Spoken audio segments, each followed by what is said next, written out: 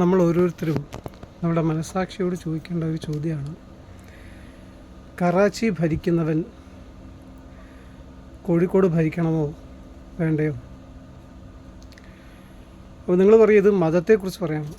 മതത്തെക്കുറിച്ചല്ല പറയുന്നത്. ജിന്നാ സഹാബിൻ്റെ പാർട്ടിയാണ് മുസ്ലിം ലീഗ്.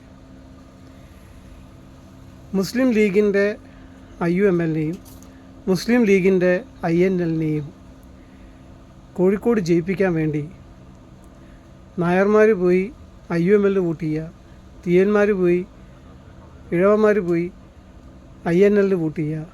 അങ്ങനെ ഹിന്ദു വോട്ട് മുഴുവൻ സ്പ്ലിറ്റായി IML-നെ, മുസ്ലിം ലീഗിനെ, ജിന്നാ സാഹബിൻ്റെ അജണ്ടയുള്ള മുസ്ലിം ലീഗിനെ ജയിപ്പിക്കേണ്ട ആവശ്യം നമുക്കുണ്ടോ?